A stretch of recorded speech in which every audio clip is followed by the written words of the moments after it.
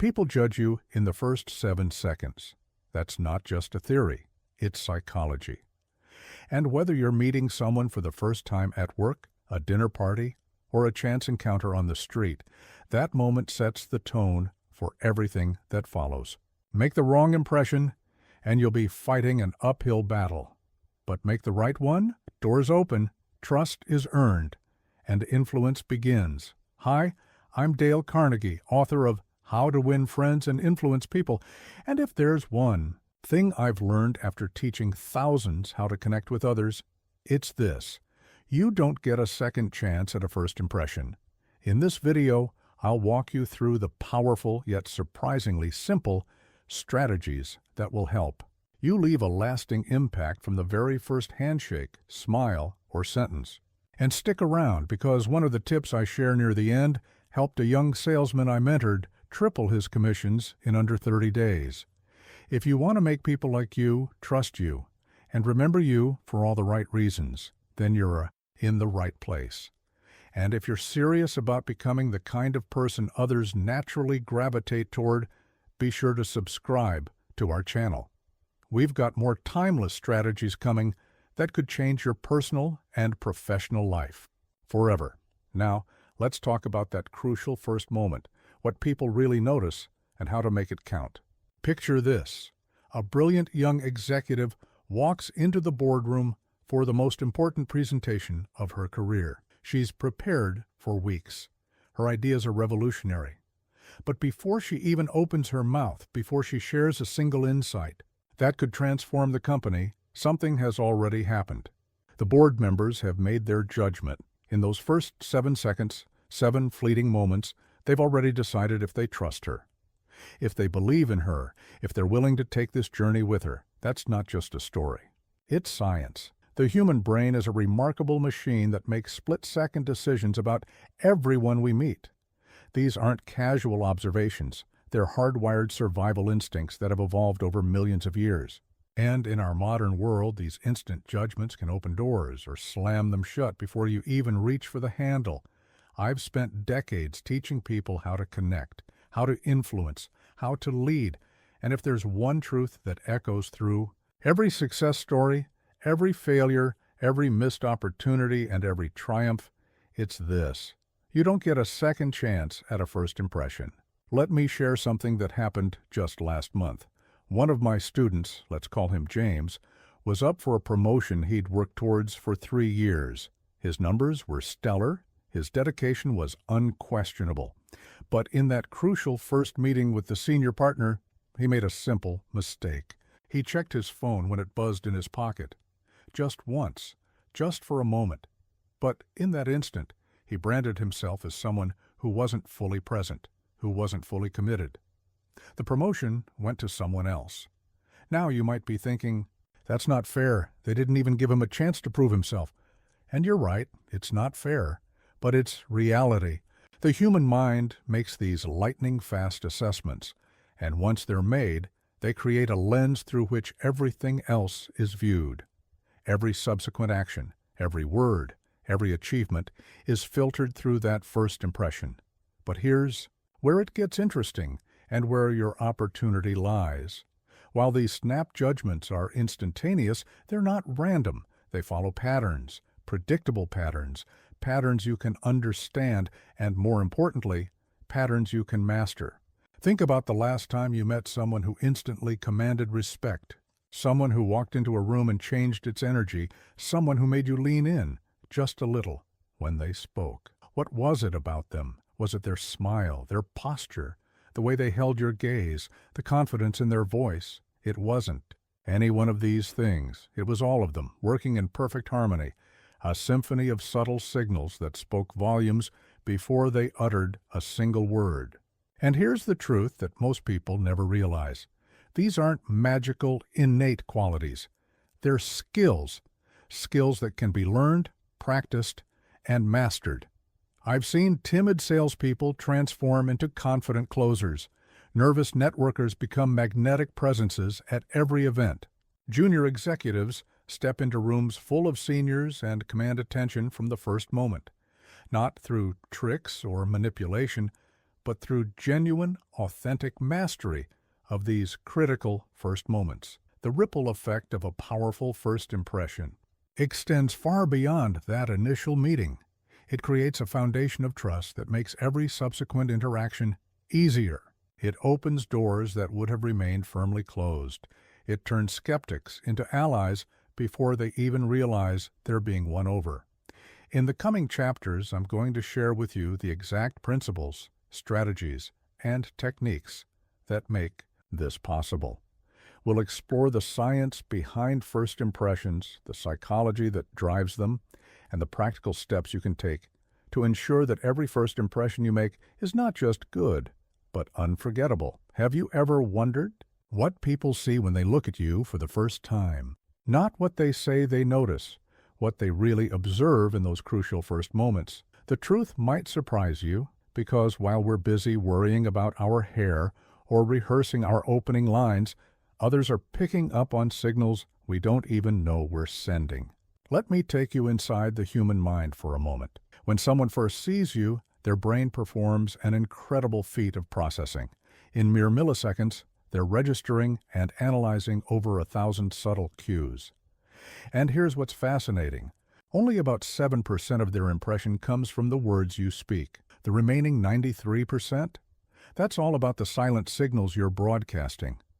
I remember working with the CEO of a Fortune 500 company who was brilliant, educated at the finest schools, and articulate beyond measure. But in every first meeting, something was off. People weren't connecting with him, weren't trusting him immediately. After observing him carefully, I noticed something remarkable. Whenever he made an important point, his eyes would dart away from the person he was speaking to. Just for a split second, but that split second was enough to plant a seed of doubt in everyone he met. Your eyes tell a story. They broadcast confidence or uncertainty, honesty or deception, interest or indifference. When you maintain steady, comfortable eye contact, you're not just looking at someone, you're telling them they matter. You're saying, I'm present, I'm engaged, you have my full attention. But when your eyes wander, dart, or drop, you're sending a very different message. But it's not just your eyes. Your body is constantly speaking a language of its own. Stand at my seminars, and you'll see a fascinating demonstration. I'll ask someone to come to the front of the room and simply stand there, saying nothing. Then, I'll ask the audience to write down their impressions. The results are always striking and remarkably consistent. Shoulders slightly rounded. People read uncertainty. Chin tucked down, submission. Weight shifted to one side. Casualness, perhaps even dismissiveness. These aren't conscious judgments. They're instinctive readings hardwired into our primitive brains. The same instincts that once helped our ancestors identify friend from foe now help us navigate social situations in boardrooms and networking events. Your hands tell their own story. Palms visible and open. You're signaling honesty, transparency, hands hidden, or fidgeting. You might as well be wearing a sign that says, I'm nervous, or I'm hiding something. I once worked with a talented salesman who couldn't understand why he wasn't closing deals. When we analyzed his presentations, we discovered he had a habit of clutching his notebook tightly to his chest, literally creating a barrier between himself and his potential clients. Then there's your voice, not just what you say, but how you say it. The pitch, pace, and resonance of your voice convey more about your confidence and competence than the actual words you choose. A study at UCLA found that the tone of voice alone can be up to 5 times more important than the words themselves in determining how you're perceived. I've seen this play out countless times. A young attorney, brilliant in writing briefs, would speak in a high, rushed tone when presenting to partners. Despite her exceptional work, she wasn't being taken seriously. We worked on lowering her pitch slightly and adding strategic pauses. The transformation in how others perceived her was immediate and dramatic. The signals, your eyes, posture, hands, voice, they're all sending messages every second you're in someone's presence. And here's the crucial part. They're sending These messages, whether you're conscious of them or not. But once you understand them, once you become aware of the silent conversation your body is having with everyone you meet, you gain an extraordinary power. The power to ensure that every signal you send is the one you intend. Think about the last time you felt truly confident, completely in your element. How were you standing? How were you breathing? How did your voice sound? That wasn't accident or coincidence. It was your body naturally aligning with your internal state. Now imagine being able to access that state at will, to project that same confidence and competence in every first meeting, every introduction, every crucial moment. In the coming chapters, we'll break down each of these elements. You'll learn exactly how to position your body, use your eyes, modulate your voice, and harmonize all these elements to create an impression that's both powerful and authentic. Because the goal isn't to create a false front, it's to ensure that your outer signals match your inner capabilities, to let your true value shine through from the very first moment. There's a moment I'll never forget from my years of teaching. A woman named Sarah attended one of my seminars in Chicago. She was brilliant, accomplished, a surgeon with decades of experience, but she had a problem that was affecting her entire practice. Patients didn't trust her immediately. They'd come in nervous, guarded, and it would take weeks to build the kind of rapport that should have been established in minutes. The solution? It was simpler than you might imagine. But before I tell you what transformed Sarah's practice, let me ask you something. When was the last time someone's smile completely disarmed you, made you feel instantly at ease, made you think, I can trust this person? That's the power we're going to talk about. A genuine smile is more than a facial expression. It's a key that unlocks doors, breaks down walls, and creates connections faster than any words ever could. But here's the crucial part. It has to be real. Your smile must reach your eyes, must come from a place of genuine warmth and interest in the other person. Let me tell you what happened with Sarah. Like many highly trained professionals, she had developed what I call the competence mask, a serious, focused expression that conveyed expertise but created emotional distance. When she greeted patients, her smile was perfect, practiced, and completely mechanical. Her patients could sense it, even if they couldn't explain why. We worked on something I've been teaching for decades, the authentic smile. Not the quick professional flash of teeth that many of us use as a social reflex, but a genuine expression of warmth that transforms your entire face. The kind of smile that crinkles the corners of your eyes, what scientists call the Duchenne smile, named after the French physician who first studied it. The results? Within weeks, Sarah's patient satisfaction scores soared. New patients were more open during their first consultations. They asked more questions, shared more concerns, and, most importantly, trusted her recommendations more readily. All because she learned to lead with genuine warmth instead of just professional courtesy. But here's where many people get it wrong. They try to use their smile as a tool, a technique, something to deploy strategically. That's exactly backward. A genuine smile isn't something you do to someone. It's something you share with them. It's not about showing your teeth. It's about showing your humanity. I once worked with a group of sales professionals at a Fortune 100 company. Their training had taught them to smile and dial, to paste on a grin before every call, whether they felt it or not. Their results were mediocre at best. But when we worked on finding genuine reasons to smile, focusing on the real value they were offering, the problems they were solving, the lives they were improving, everything changed. Their voices naturally warmed. Their enthusiasm became contagious. Their sales numbers skyrocketed. Think about the people in your life who make you feel instantly comfortable. Chances are they all share one quality, a genuine, warming smile that says, I see you. I'm glad you're here. That's not just pleasantness, it's power. The power to put others at ease, the power to build trust before you speak a word, the power to turn strangers into allies in seconds. But how do you develop this kind of authentic smile? It starts with a fundamental shift in how you think about first impressions. Instead of focusing on what you want to get from the interaction, focus on what you want to give. When you approach each new encounter with genuine curiosity and warmth, a natural smile flows effortlessly. This is what I taught Sarah, and it's what I've taught thousands of others. Before each patient interaction, she would take a moment to remind herself why she became a surgeon, her genuine desire to help people, to improve lives, to make a difference.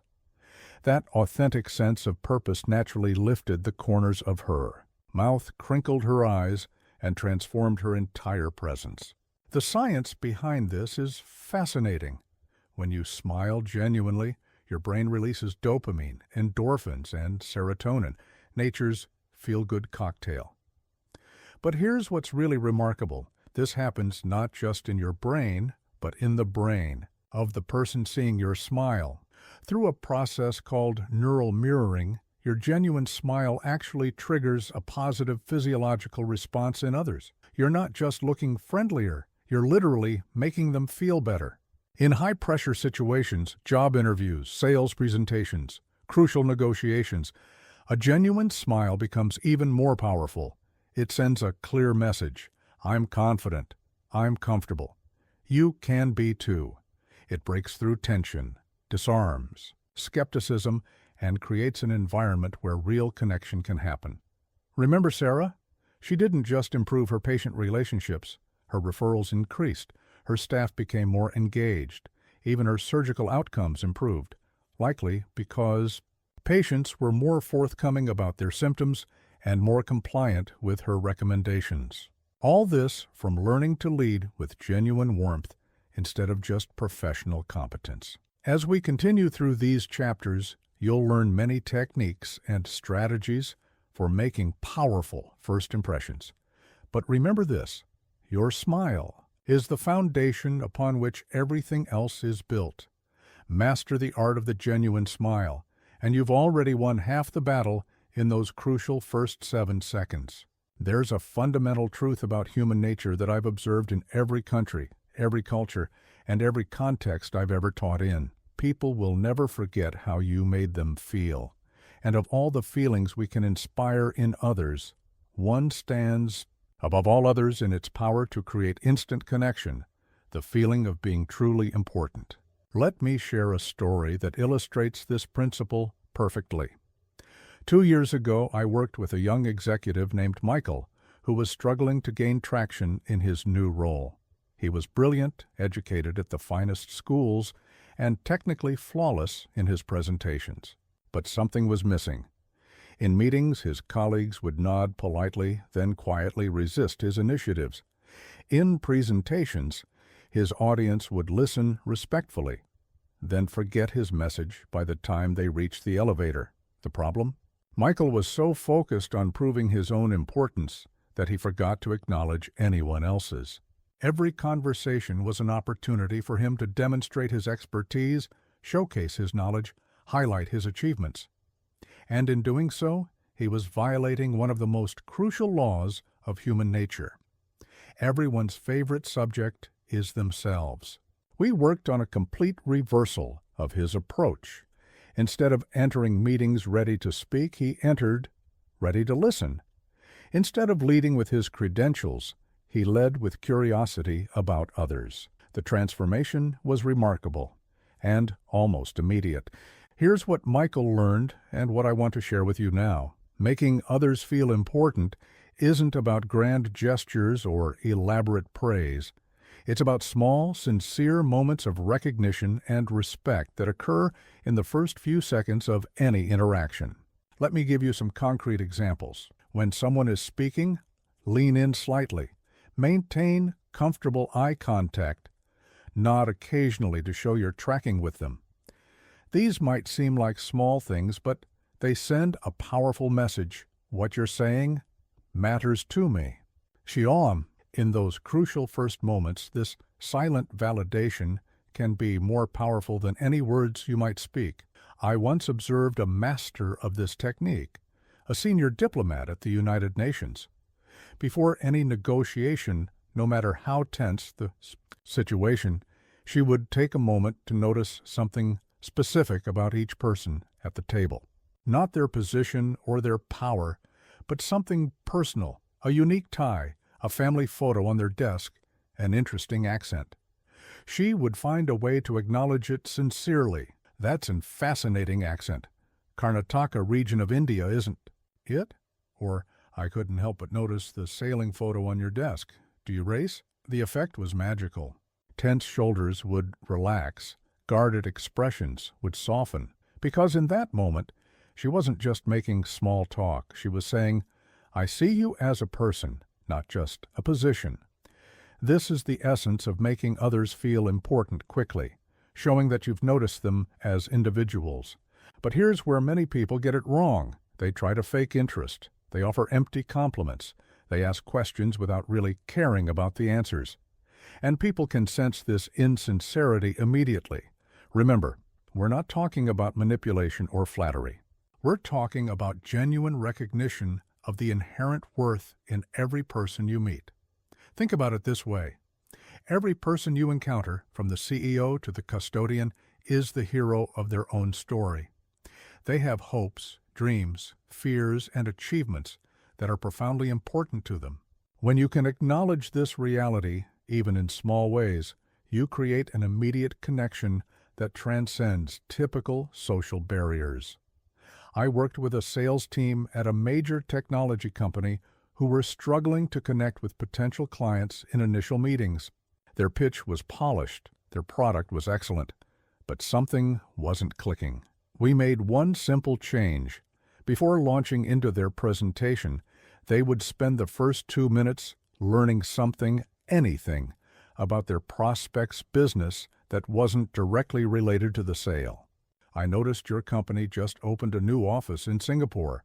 That must be exciting. Or, I saw the article about your team's community service project last month. Impressive initiative.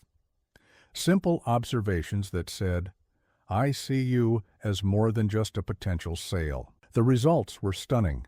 Meeting lengths increased because prospects wanted to keep talking. Follow-up calls were returned more quickly. Sales cycles shortened because trust was established faster. All because they led with genuine interest in the other person. Here's another powerful technique. Validate others' expertise. In those first crucial moments, find a way to acknowledge what they know, what they've achieved, what they can teach you. I understand you've been in this industry for 15 years. I'd love to hear your perspective on. This isn't about diminishing your own authority. It's about creating a space where both parties feel valued. A young attorney I mentored used this approach to transform her relationships with senior partners. Instead of trying to prove herself, in every interaction, she would open with questions that showcased their experience. I heard you handled the Anderson case in '98. That must have been fascinating. The partners went from seeing her as just another ambitious associate to viewing her as someone who appreciated their journey. The beauty of this approach is that it works in every context: professional meetings, social gatherings, casual encounters. Because the fundamental human need to feel important, to feel valued, to feel seen, it's universal. When you can satisfy this need in those first crucial moments of interaction, you create a foundation of goodwill that can support any relationship you want to build. Remember Michael, the executive I mentioned earlier? Within 6 months of shifting his approach, he had transformed his reputation within the company. His initiatives gained more support. His presentations garnered more engagement. His ideas found more champions. Not because he changed his ideas, but because he changed how he made others feel about themselves. As we move forward in these chapters, remember this. Your ability to make others feel important quickly isn't just a social skill, it's a superpower. Master this, and you'll find doors opening, conversations flowing, and connections deepening faster than you ever thought possible. Of all the skills we've discussed so far, none is more subtle or more powerful than the art of eye contact. I've seen million-dollar deals made and lost based on how someone used their eyes in those crucial first moments. I've watched leaders command rooms without saying a word, simply through the power of their gaze. And I've seen brilliant, capable people undermine themselves completely by getting this one element wrong. Let me tell you about Robert, a brilliant software engineer who came to one of my seminars in Seattle. He had a problem that was holding him back his entire career. Whenever he presented his ideas to senior management, they seemed to dismiss them almost immediately. His solutions were innovative, his logic was flawless, but something wasn't connecting. When I observed him in action, I noticed something fascinating. Every time he made an important point, his eyes would dart around the room, never settling on any one person for more than a split second. He was literally breaking connection at the exact moment he needed it most. This is where most people get eye contact wrong. They think it's a simple binary choice. Either look at someone or don't. But there's an art to it, a delicate dance between connection and comfort, between engagement and ease. Too little eye contact and you seem insecure or dishonest. Too much and you create discomfort. The sweet spot lies in between, and finding it can transform how others perceive you instantly. Here's what I taught Robert, and what I want to share with you now. Think of eye contact like a conversation. Just as there's a natural rhythm to speaking and listening, there's a natural rhythm to looking and breaking. When you're speaking, you maintain gentle eye contact about 60% of the time. When you're listening, that percentage should increase to about 80%. But it's not just about the percentages, it's about the quality of the connection. Your gaze should be soft, not piercing. Think about how you look at a beautiful sunset or a piece of art you admire. There's a tension there, but no tension. That's the quality we're aiming for. I once worked with a group of executives from different cultures, and something fascinating emerged. In some cultures, direct eye contact was seen as respectful and engaging. In others, it was considered challenging or even aggressive. But here's what was universal. Everyone could tell the difference between authentic connection and mechanical staring. This brings us to what I call the triangle technique. Instead of fixing your gaze on one point, imagine a triangle on the other person's face. The base runs across their eyes, and the apex is at their mouth or chin. Moving your gaze gently among these points creates engagement without intensity. It feels natural to both parties because it mimics the way we naturally look at people we're comfortable with. Let me share a transformation I witnessed. Jennifer was a sales director who had mastered every aspect of her pitch except one. She would inadvertently break eye contact at the exact moment she stated her price. It was subtle, just a quick glance down at her papers, but it was undermining her entire presentation. We worked on maintaining soft, confident eye contact through those crucial moments, and her close rate increased by 40% in the next quarter. But what about group situations? This is where many people struggle. They either dart their eyes around randomly, creating a sense of nervousness, or they fix on one person, making everyone else feel excluded. The solution is what I call the lighthouse method. Like a lighthouse beam, your attention should sweep the room smoothly, pausing briefly to make genuine connection with individuals before moving on. Here's a practical technique I taught Robert, the 3-second rule. When you make eye contact, hold it for about 3 seconds before breaking away naturally. This is long enough to establish connection, but not so long that it creates discomfort. Practice this until it becomes natural, and you'll find people responding to you differently almost immediately. But there's a crucial caveat. All of this must come from a place of genuine interest. If you're thinking about eye contact as a technique to be deployed rather than a connection to be shared, people will sense that artificiality. Remember, your eyes are not tools for manipulation. They're windows for genuine human connection. I worked with a young politician who had been taught to maintain strong eye contact with his constituents. The result was a piercing stare that made people uncomfortable rather than connected. We worked on softening his gaze, on looking with interest rather than intensity. The change in how people responded to him was immediate and profound. Cultural awareness is also crucial. In some Asian cultures, prolonged eye contact with superiors can be seen as challenging authority. In certain Middle Eastern contexts, eye contact between men and women is governed by strict social conventions. The key is to be aware of these differences while still finding ways to convey respect and engagement. Robert learned to modify his approach. Instead of darting his eyes around nervously, he began making genuine, comfortable connections with his audience. He learned to maintain eye contact when making key points, to sweep the room with purpose rather than anxiety, and to look at people with interest rather than intensity. The results? Within months, his ideas were getting more traction. Senior managers began paying attention to his presentations. His team became more engaged in meetings, all because he learned to use his eyes to connect rather than just to see. Remember this, your eyes are doing far more than just gathering visual information. They're sending constant messages about your confidence, your authenticity, and your interest in others. Master the art of eye contact, and you master one of the most powerful tools in human connection. But always remember, the goal isn't to stare, it's to share. Not to look at people, but to connect with them. Let me tell you about 2 meetings I observed last month at a major consulting firm in Chicago. Both consultants were presenting similar proposals to similar clients. Both had outstanding credentials. Both had thoroughly researched their prospects. But their outcomes couldn't have been more different, and it all came down to something that happened before either of them said a word. The first consultant, Thomas, walked in wearing a suit that cost more than some cars. Every detail was perfect, custom, tailoring, designer shoes, a watch that screamed success. The second consultant, Maria, wore something different. Her outfit wasn't particularly expensive, but it was impeccably chosen for her audience, professional, appropriate, and, most importantly, forgettable, because what her clients remembered wasn't what she wore, it was what she said. Thomas lost the deal. Maria won hers.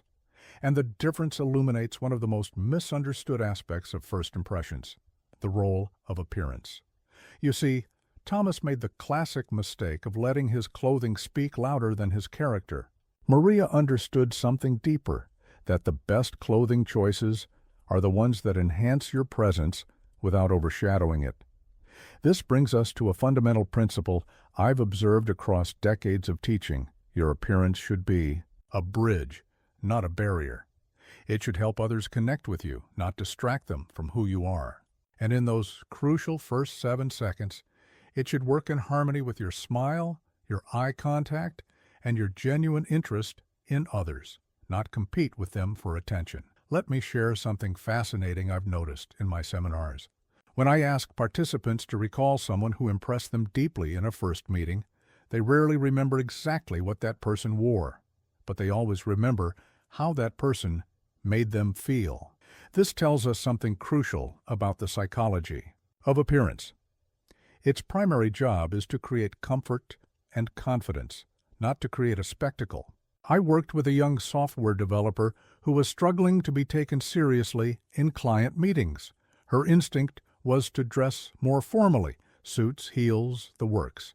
But this made her uncomfortable, and that discomfort showed in her body language and presentation. We took a different approach. We focused on finding professional attire that made her feel like herself, just her best self. The result? Her confidence soared, and her clients started responding to her expertise rather than her effort to look the part. Here's the key principle. Dress for the conversation you want to have. If you're meeting with creative professionals, rigid formal wear might create distance. If you're presenting to conservative clients, being too casual might undermine your credibility. The goal is to match or slightly exceed the formality of your audience, but only slightly. Think of it like speaking someone's language. When your appearance resonates with their expectations, you remove a potential barrier to connection. But, and this is crucial, you want to do this authentically. There's nothing worse than feeling like you're wearing a costume. I remember working with a senior executive who always wore power suits, even when meeting with startup founders in t-shirts and jeans.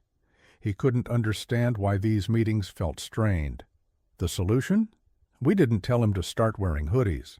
Instead, he learned to modulate his formal wear, losing the tie, choosing more relaxed fabrics, keeping the professionalism, but dialing down the intensity.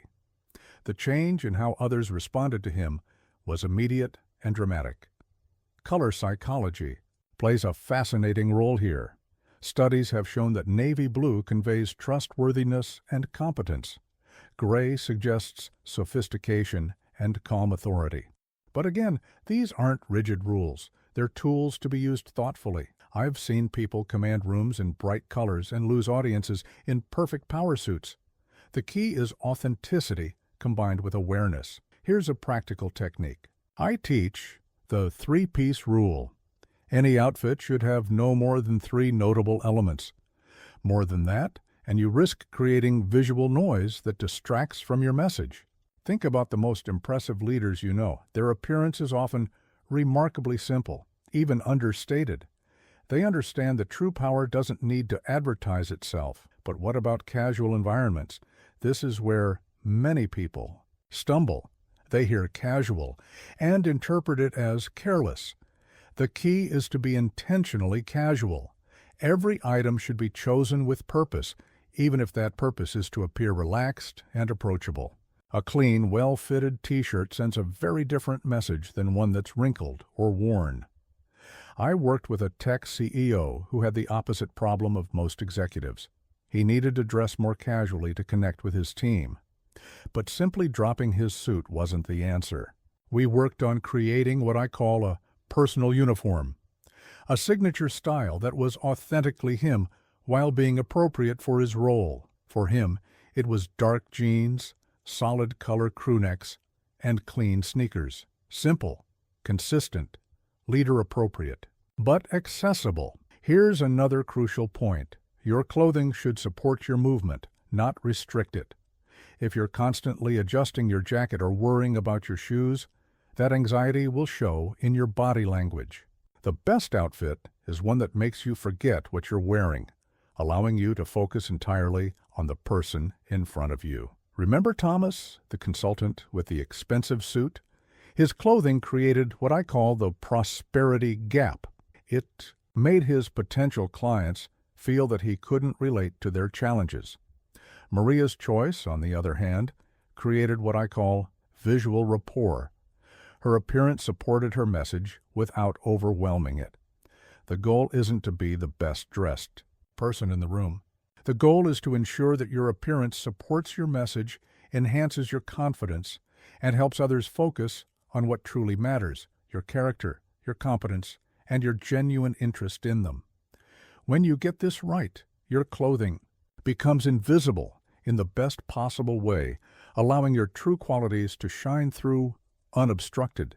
Imagine walking into a restaurant. The server greets you with the words, "Welcome, we're delighted to have you here." Perfect words, aren't they? But something feels off. The tone is flat, mechanical, rehearsed. In that instant, despite the lovely phrase, you feel anything but welcome. That's the power of tone. It can either breathe life into your words or completely contradict them. I witnessed something remarkable at a recent corporate training in New York. A senior vice president was delivering what should have been an inspiring message about the company's future. Her words were carefully chosen, her points were compelling, but the room felt cold. Why? Because her tone conveyed something her words didn't. Uncertainty, tension, distance. Then something fascinating happened. During the Q&A, someone asked about her personal journey to leadership. Suddenly, her tone transformed. It became warmer, more natural, more engaging. The room leaned in. Energy shifted. Connection happened. Same person, same voice, but a completely different impact. That's when I pointed out to everyone present. It wasn't her message that changed. It was her music. You see, tone of voice is the music that carries your words. And in those crucial first moments of any interaction, this music matters more than the lyrics. Studies at UCLA have shown that tone accounts for 38% of your message's impact, while the actual words account for only 7%. Think about that for a moment. Your tone is more than 5 times more important than your choice of words. Let me tell you about David, a brilliant attorney who came to me with a peculiar problem. His client retention was surprisingly low, despite his exceptional legal expertise. When I observed his initial client meetings, I noticed something: his tone, honed through years of courtroom battles, was argumentative even when he was agreeing with people. He was literally winning arguments and losing connections. We worked on what I call tone mapping, matching your vocal tone to your intention rather than your habit. Instead of his default courtroom tone, we practiced using what I call the trusted advisor voice: warm, confident, but not combative. The transformation in how potential clients responded to him was immediate and dramatic.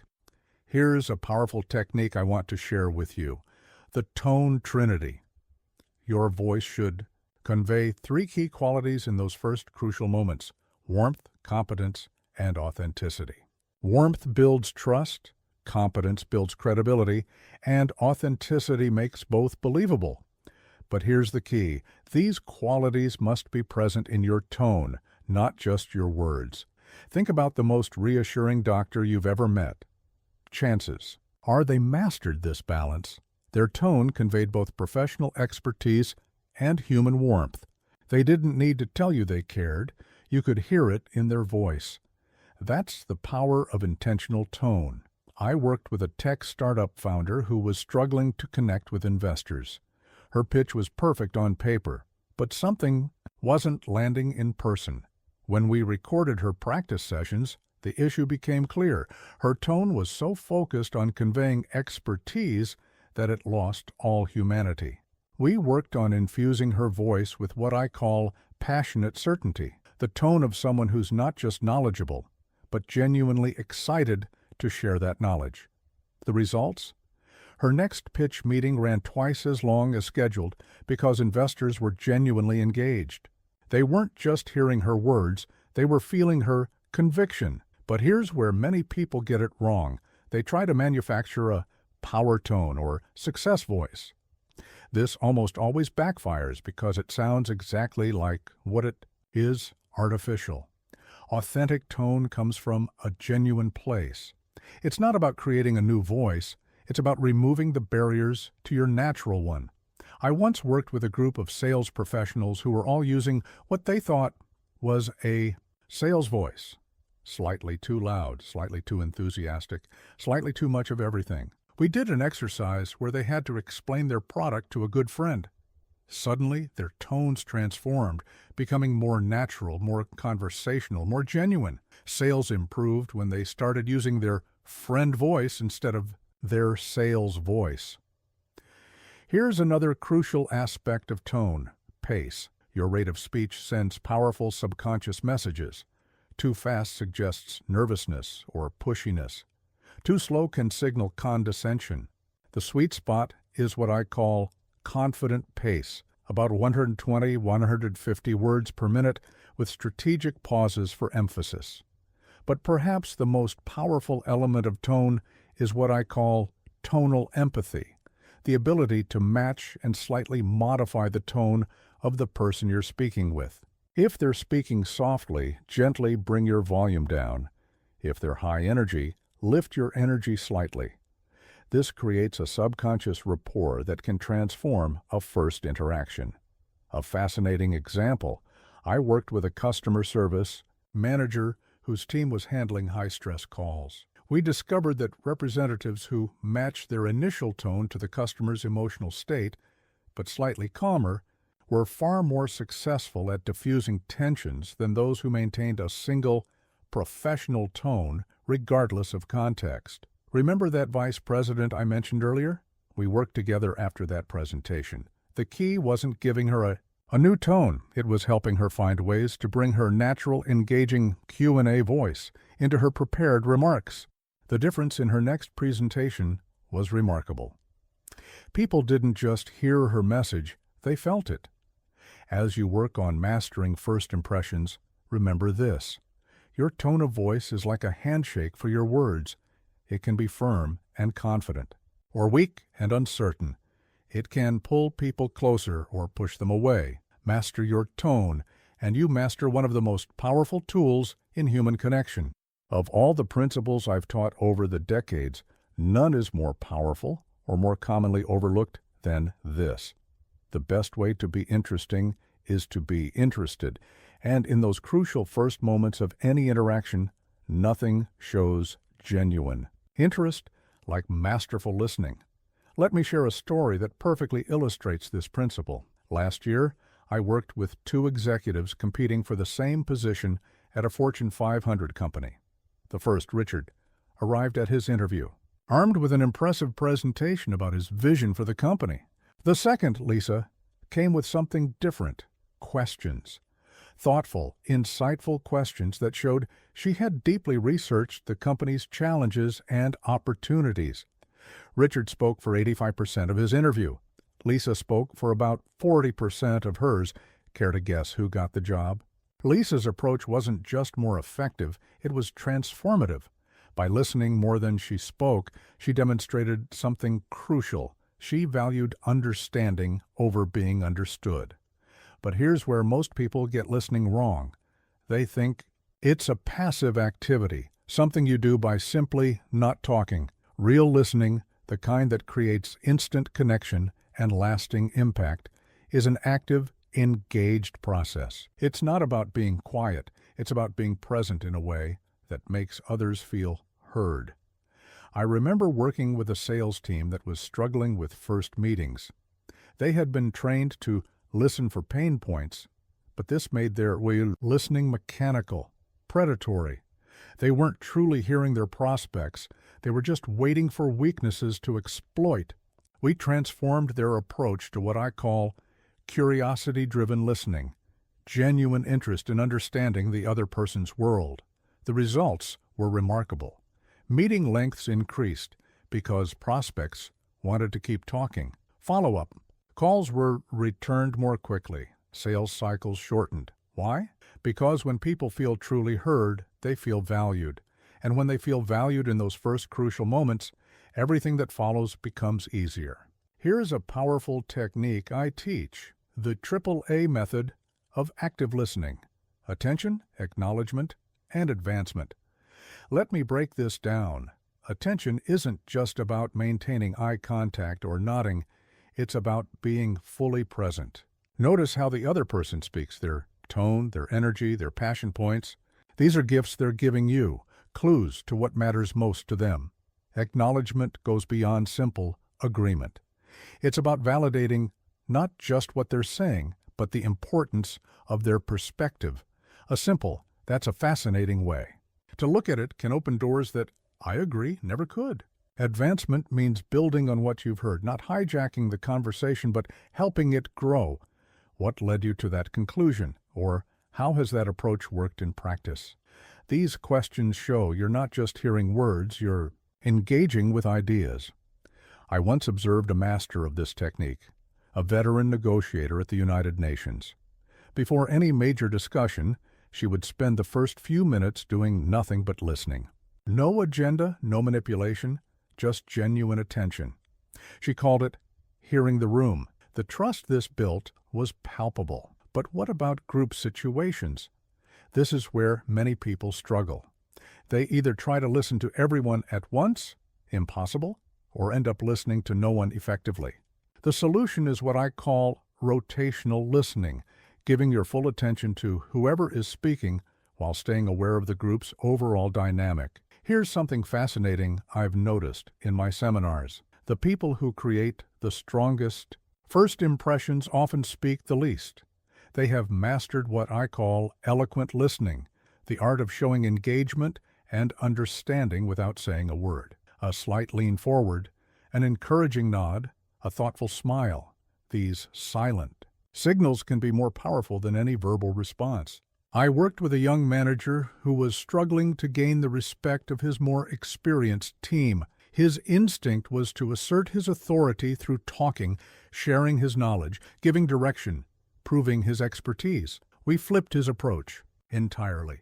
In his first meeting with any new team member, his only goal was to learn. The transformation in how people responded to him was immediate and profound. Here's another crucial aspect of listening that most people miss: the power of the pause. After someone finishes speaking, take a moment before responding. This does two things. It shows you're actually processing what they've said, and it gives them space to add anything they might have held back. These micro moments of silence can be more impactful than any words you might say. But perhaps the most powerful aspect of listening is what I call story catching. Everyone has a story they're trying to tell about their work, their challenges, their aspirations. When you listen with the intent to understand their story rather than just their words, you create connections that go beyond the surface. I remember working with a CEO who prided himself on being a great communicator, but when we analyzed his interactions, we discovered something interesting. He was communicating at people, not with them. We worked on transforming his approach from presentation mode to exploration mode. Instead of trying to impress in those first crucial moments, he focused on being impressed, genuinely interested in what others had to share. The change in how people responded to him was dramatic. Board meetings became more productive, employee engagement increased, client relationships deepened, all because he learned to lead with his ears instead of his voice. Remember Lisa, the executive I mentioned earlier? Her success wasn't just about asking good questions. It was about how she listened to the answers. She didn't just hear words. She heard opportunities, challenges, unspoken concerns, and untapped potential. In those crucial first moments, she demonstrated something invaluable: the ability to understand before seeking to be understood. As you work on mastering first impressions, remember this: your ability to listen well is equal to, if not greater than, your ability to speak well. In those first 7 seconds and beyond, being interested will always be more powerful than trying to be interesting. In all my years of teaching people how to connect with others, I've noticed something fascinating. It's often easier to destroy a first impression than to create a great one. A single misstep can undo all the good work of a genuine smile, confident posture, and warm tone. Today, I want to share with you the most dangerous of these missteps, what I call the silent saboteurs of first impressions. Let me tell you about Marcus, a brilliant young entrepreneur I worked with recently. He had everything going for him: innovative ideas, proven success, impressive credentials. But in investor meetings, something kept going wrong. The energy would start strong, but quickly deflate. After observing him in action, I spotted the problem immediately. He had developed a habit of interrupting people to show how quickly he could grasp their points. This is what I call eager interruption, one of the deadliest first impression killers. Marcus thought he was demonstrating his quick intelligence. Instead, he was sending a clear message. What I have to say is more important than what you're saying. No matter how brilliant his insights were, they couldn't overcome the negative impact of that interrupted connection. But interruption isn't the only silent saboteur. Let me share another story. Patricia, a senior consultant, came to me puzzled about why her initial client meetings weren't converting. Her presentation was flawless, her credentials impeccable.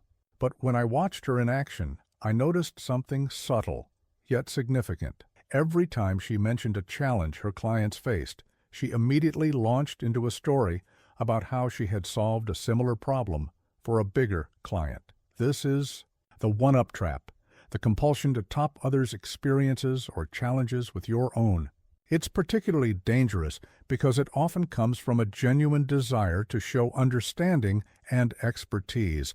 But in those crucial first moments, it creates distance instead of connection. It tells the other person, your story is just a launching pad for my greater story. Here's another silent killer, what I call credential dumping. I worked with a physician who would introduce himself by rattling off his educational background, specializations, and research publications. He thought he was establishing credibility.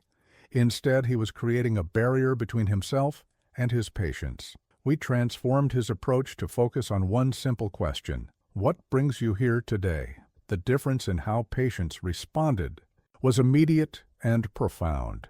Then there's what I call the wandering attention syndrome. In today's world of constant notifications and digital distractions, this has become increasingly common. A quick glance at your phone, a peek at your watch, a wandering eye toward the door, these might seem like small things, but in those first crucial moments, they send a devastating message. Something else might be more important than this interaction. I remember working with a sales team that had a peculiar problem. Their initial meeting success rate plummeted after they got new smartphones. The reason?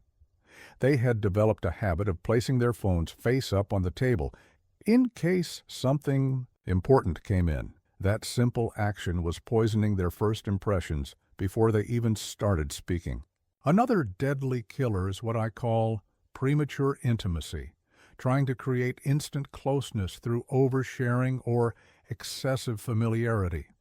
I once observed a manager who would tell deeply personal stories in first meetings, thinking it would create trust. Instead, it created discomfort. True connection builds gradually. Trying to force it in those first moments often backfires. Body language can be a silent saboteur, too. I worked with an executive who had a habit of crossing his arms during introductions, a posture he found comfortable, but one that sent a clear message of defensiveness or closure. Another would unconsciously step back slightly when meeting new people, creating literal and emotional distance at precisely the wrong moment. Let me share a technique I call the first impression audit.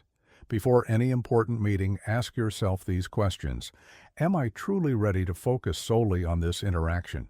Have I removed potential distractions? Am I prepared to listen more than I speak? Am I entering this interaction with genuine curiosity rather than a need to prove myself? The most insidious first impression killer of all is what I call authenticity anxiety, the fear that by being too polished, you might seem inauthentic. This fear often leads people to overcorrect, either by being too casual or by unconsciously sabotaging their own presence. Remember, authenticity isn't about being unfiltered, it's about being genuinely present and engaged. I worked with a young lawyer who was so worried about seeming fake professional that she would deliberately underplay her expertise and experience. We helped her understand that true authenticity means bringing your best self forward, not hiding your capabilities behind false modesty. Here's something crucial to remember. Recovering from a first impression killer is possible, but it requires quick recognition and genuine correction. If you catch yourself interrupting, a simple, "I'm sorry, please continue. I was so engaged in what you were saying that I jumped in too quickly," can help repair the damage. The key is to acknowledge the misstep without dwelling on it. Let me share a powerful technique for avoiding these killers, the present pause. Before any important first meeting, take 3 deep breaths and mentally check for common saboteurs. Are your devices put away? Is your attention fully available? Are you ready to listen without planning your next statement? This simple practice can prevent many common mistakes before they happen. Remember Marcus, the entrepreneur I mentioned earlier? Once he became aware of his interruption habit, he developed a simple but effective solution. He would keep his hands loosely clasped while others were speaking, a physical reminder to maintain listening mode. His investor meetings transformed from polite dismissals to engaged discussions. The key to avoiding these first impression killers isn't perfection, it's awareness and intention. Be present, be genuine, and most importantly, be focused on connection rather than impression. Because in those crucial first moments, what you don't do can be just as important as what you do. The most crucial 7 seconds of any interaction often comes down to the first 7 words. I've watched countless opportunities won and lost in that brief moment when someone opens their mouth to speak. And here's what fascinates me most. It's rarely the clever or rehearsed lines that win the day.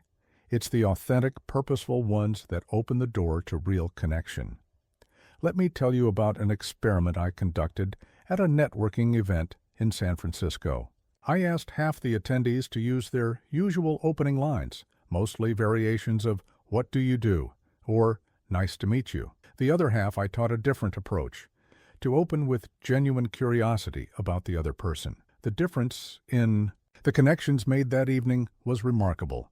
One participant, Rachel, transformed her standard "What brings you here?" into "What's the most interesting conversation you've had tonight?" The quality of interactions she experienced shifted dramatically. Instead of getting rehearsed elevator pitches, she received thoughtful responses that led to genuine discussions. She wasn't just starting conversations. She was opening doors to real connection. But here's where most people get it wrong. They think an opening line needs to be clever or unique to be effective. Nothing could be further from the truth. In fact, trying too hard to be memorable often achieves the opposite effect. The best opening lines aren't about being clever, they're about creating space for authentic interaction. I worked with a sales executive who prided himself on having a different creative opener for every situation. His results were mediocre at best.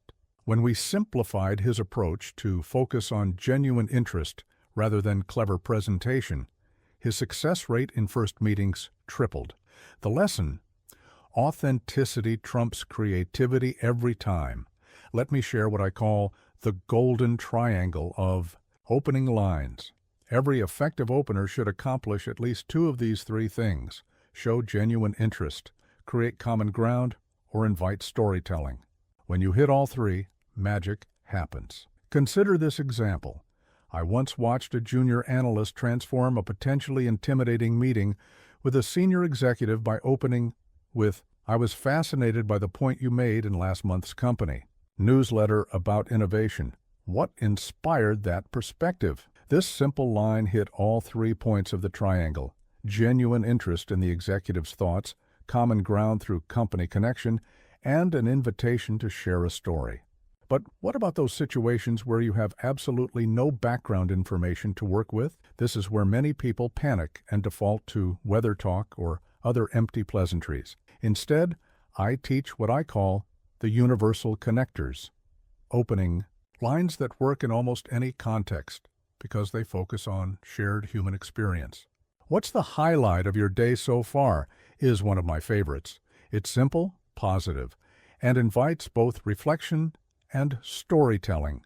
More importantly, it signals that you're interested in the person, not just their function or title. I remember working with a group of medical professionals who were struggling with patient rapport.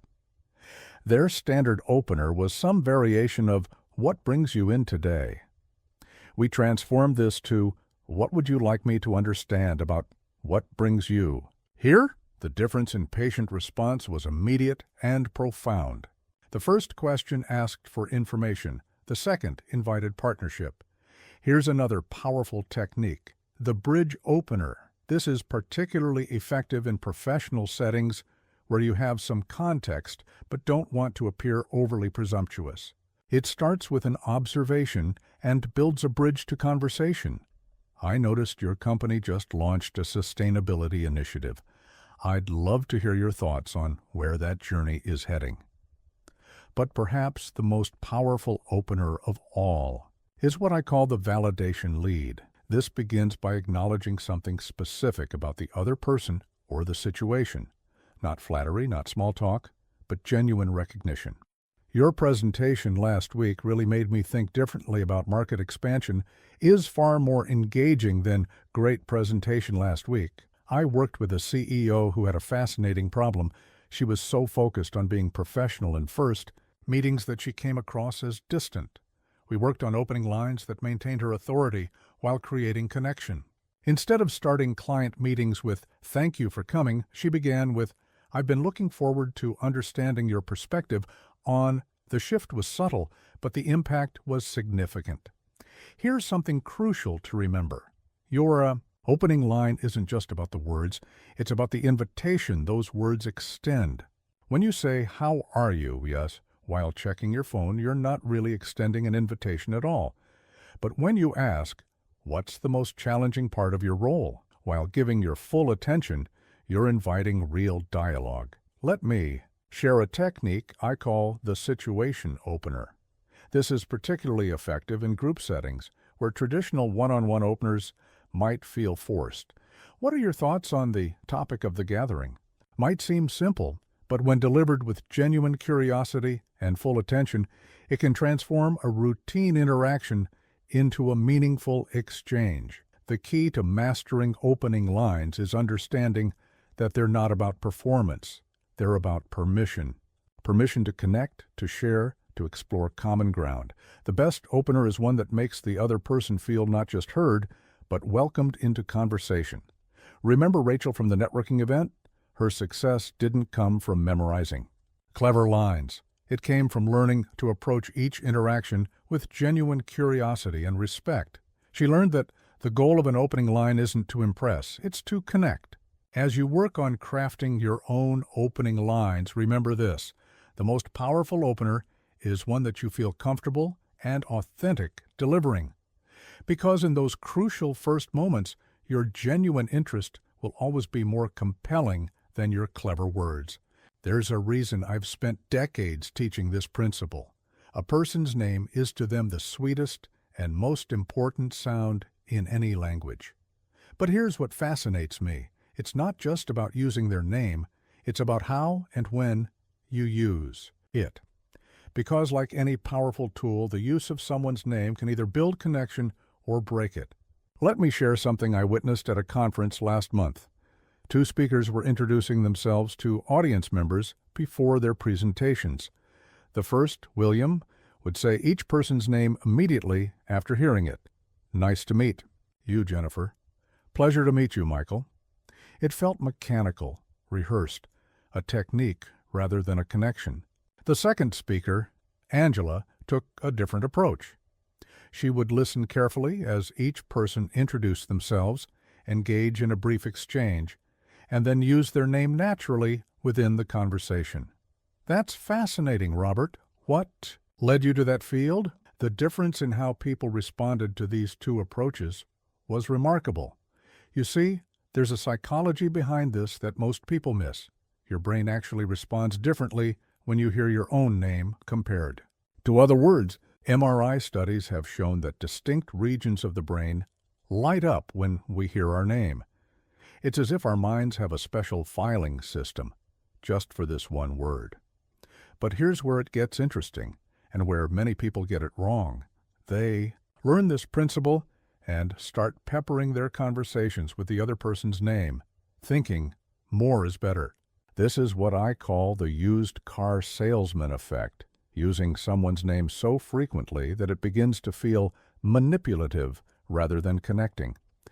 I worked with a young manager named Stephen who had this exact problem. He'd read about the importance of using names and started incorporating them into every other sentence. His team's response: they felt like they were being sold something rather than led by someone. We worked on what I call natural name integration, using names at moments of genuine connection rather than as a conversational garnish. Let me share a powerful technique I've developed over the years. The 3 moments rule. For first meetings, use their name at the beginning of the interaction to confirm you've heard it correctly, once during a moment of genuine connection or agreement, and once at the end of the conversation. This creates a natural rhythm that feels authentic rather than forced. Here's something fascinating I've observed. The most effective users of names are often those who take a moment to ensure they've got the name right in the first place. I once watched a seasoned diplomat handle a challenging situation with elegant simplicity. When introduced to someone with a complex name, she said, "I want to be sure I honor your name correctly. Could you help me pronounce it?"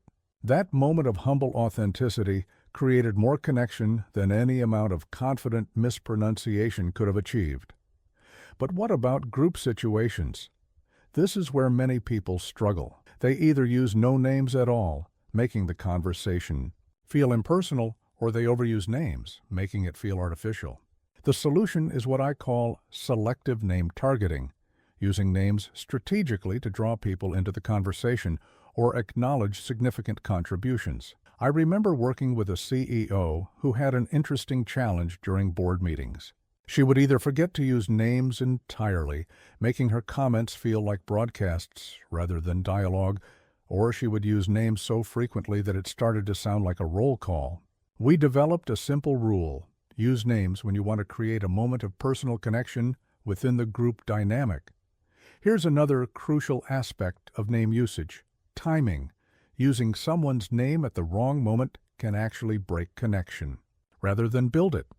For instance, using someone's name while disagreeing with them can make the disagreement feel more personal than professional. Instead, save name usage for moments of agreement, appreciation, or genuine curiosity. Let me share a technique that has transformed countless first meetings: the name sandwich. Start with their name to establish connection. Build the substance of your interaction in the middle, and close with their name to make the moment memorable. But, and this is crucial, only if it feels natural. Forced familiarity is worse than no familiarity at all. I worked with a sales team that was struggling with client relationships. They had been taught to use the client's name frequently to build rapport. We shifted their approach to what I call earned familiarity, using names only after establishing genuine connection. Their success rate in first meetings improved dramatically. Think about how you feel when someone remembers your name from a previous brief encounter. It's powerful, isn't it? That's because remembering someone's name sends a clear message. You were memorable to me. You mattered enough for me to hold on to this detail about you. This is why I teach what I call the name investment, taking the time to truly learn and remember names rather than just using them mechanically in the moment. Here's a practical technique for remembering names: the triple encode method. When you hear someone's name, say it back to them, visualize it written, and try to connect it to something memorable about them. This creates multiple pathways in your brain to recall their name later. But perhaps the most powerful aspect of name usage is what I call name respect, using someone's name the way they prefer it to be used. If someone introduces themselves as Catherine, don't automatically switch to Kate. If they have a professional title they've earned, acknowledge it. This shows respect for their identity and autonomy. Remember Angela, the speaker I mentioned earlier? Her success came from understanding that names are not tools to be used, but bridges to be built. She knew that the power of using someone's name lies not in the frequency of its use, but in the sincerity behind it. As you work on mastering first impressions, remember this: a person's name is not just a word. It's a key to their attention, their trust, and their willingness to connect. Use it with respect, use it with purpose, and most importantly, use it with genuine care for the person who answers to it. Imagine walking into a quiet library and someone greets you with the enthusiasm of a game show host. Or picture entering a high-energy sales conference and being met with the subdued tone of a meditation instructor. Something feels off, doesn't it? That's because one of the most crucial elements of making a powerful first impression is what I call energy alignment, and it's both an art and a science. Let me share a fascinating story from a recent corporate training. Two team leaders were introducing new initiatives to their departments. The first, James, burst into his meeting with explosive energy, trying to generate excitement through sheer force of personality. His team, still settling in with their morning coffee, physically recoiled from his intensity. The connection was broken before it began. The second leader, Maria, did something remarkable. She entered the room and took a moment to sense its atmosphere. Her team was energetic, engaged in animated pre-meeting discussions. Instead of trying to calm them down or compete with their energy, she matched it, then gradually channeled it toward productive discussion. The difference in outcomes was striking. This brings us to a fundamental principle of human connection. Before you can lead someone's energy, you must first join them where they are. Think of it like joining a conversation that's already in progress. You wouldn't jump in at full volume without first understanding the tone and tempo of the discussion. I worked with a sales executive who was puzzled by his inconsistent results in first meetings.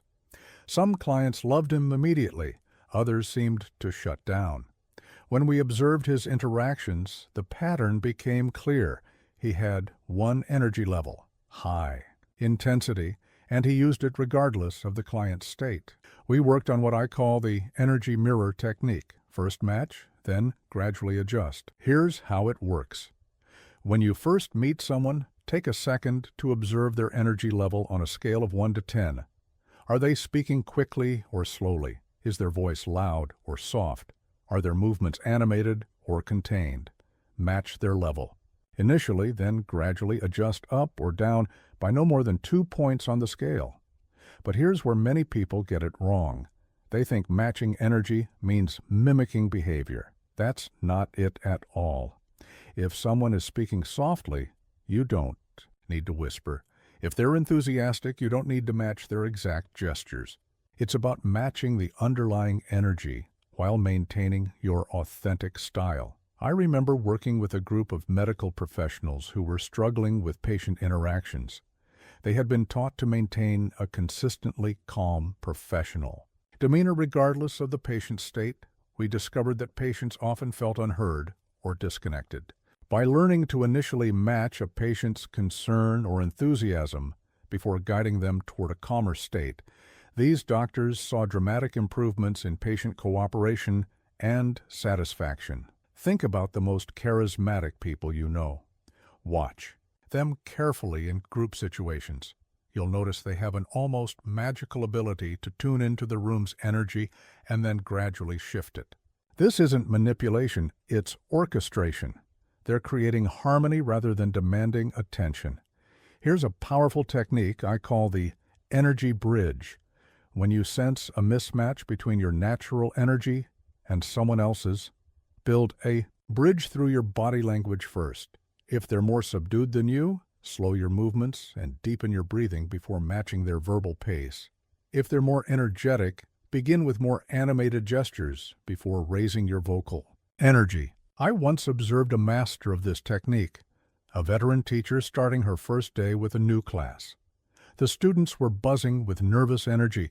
Instead of trying to calm them immediately, she matched their excitement briefly, then gradually brought her energy down, bringing the entire room with her. Within minutes, she had them fully engaged at a productive level. But what about group situations where different people have different energy levels? This is where what I call energy anchoring comes into play. Find the median energy of the group and set your level slightly above it. This creates a comfortable space for both the more and less energetic participants to meet in the middle. Here's something crucial to remember. Energy matching isn't about losing yourself. It's about creating a comfortable space for connection. I worked with a naturally high-energy entrepreneur who worried that matching her more reserved clients meant suppressing her personality. We helped her understand that she wasn't dimming her light. She was making it more accessible. Let me share another technique, the energy escalator. When you need to raise someone's energy level, say in a sales presentation or motivational context, increase it gradually, no more than one level at a time. Think of it like adjusting a room's temperature. Sudden changes are uncomfortable, gradual shifts are barely noticed. I remember working with a team leader who had an interesting challenge. His natural energy level was quite low, calm, measured, thoughtful. He worried this was a disadvantage when leading high-energy teams. We helped him develop what I call authentic elevation, maintaining his centered core while gradually increasing his expressive energy when needed. The most powerful aspect of energy matching is what happens after you've established that initial connection. Once people feel you understand and respect their emotional frequency, they're much more willing to follow your lead, whether that's toward greater excitement or deeper calm. Remember Maria, the team leader I mentioned earlier? Her success came from understanding that energy leadership isn't about domination, it's about orchestration. She knew that the fastest way to influence others' energy was to first honor where they were. As you work on mastering first impressions, remember this. Your energy is like a tuning fork. Match the frequency of those around you first, then guide them toward the note you want to play together. This isn't about manipulation, it's about creating harmony. Because when you meet people where they are, they're much more likely to go where you hope to lead them. There's an art to giving compliments that most people never master. They scatter praise like confetti, lightweight, generic, and quickly forgotten. But a precisely targeted compliment? That's more like a laser beam, focused, powerful, and leaving a lasting impression. Let me show you the difference and why it matters so much in those crucial first moments of connection. I recently observed two executives at a business conference. Both were skilled networkers, both were genuine in their intentions, but their approaches to compliments couldn't have been more different. The first, Thomas, would say things like great presentation or impressive work. Nice words, but ultimately hollow. They floated past people's ears without touching their hearts. The second executive, Diana, took a different approach. After watching someone's presentation, she would say something like, "The way you use that unexpected market data to challenge conventional wisdom about consumer behavior, that was both brave and brilliant." Notice the difference? She wasn't just praising, she was proving she had paid attention and understood the value of their work. This brings us to what I call the precision principle of compliments. The more specific your praise, the more powerful its impact. Generic compliments are like wooden arrows. They might hit their target, but they rarely stick. Precise compliments are like steel arrows. They penetrate and remain. I worked with a sales manager who couldn't understand why his team seemed unmoved by his praise. "Good job," he'd say, or "nice work on that presentation." When we analyzed his approach, the problem became clear. His compliments were so vague that they could have applied to anyone for anything. We worked on what I call evidence-based appreciation, compliments that include specific evidence of what made the work noteworthy. Here's the formula. Observation. What's this impact, Myers? Powerful compliment. For example, instead of great leadership, try the way you brought that quiet team member into the discussion showed real leadership insight. It changed the whole dynamic of the meeting. See the difference? The first is an opinion. The second is an observation with evidence. But here's where many people get it wrong. They think more words make a compliment more meaningful. Often the opposite is true. I remember working with a young professional who would elaborate endlessly on his praise, diluting its impact with every additional sentence. We helped him understand that precision isn't about length, it's about accuracy. Let me share a technique I call the compliment triangle. Every powerful compliment should touch on 3 points: the specific action or quality you observed, its positive impact, and what it reveals about the person. For instance, your question about long-term sustainability action helped us see a crucial gap in our planning, impact, showing the kind of strategic thinking we need more of, revelation. I once watched a master of this technique, a veteran creative director, transform a tense client relationship in the first 5 minutes of meeting them. Instead of generic praise about their brand, she said, "The way your latest campaign integrated customer stories with market data told me immediately that you value both emotional connection and analytical rigor." The client visibly relaxed. Why? Because they felt truly seen and understood. Here's another crucial aspect of precise compliments: timing. The best compliments often come not at the expected moments of triumph, but in the subtle moments of skill or character. I worked with a team leader who transformed his department's culture by noticing and naming the small but significant actions his people took. The extra hour spent helping a colleague, the tactful handling of a difficult client, the creative solution to an unexpected problem. But perhaps the most powerful form of precise compliment is what I call the character insight. This goes beyond praising what someone did to acknowledging who they are. Instead of nice presentation.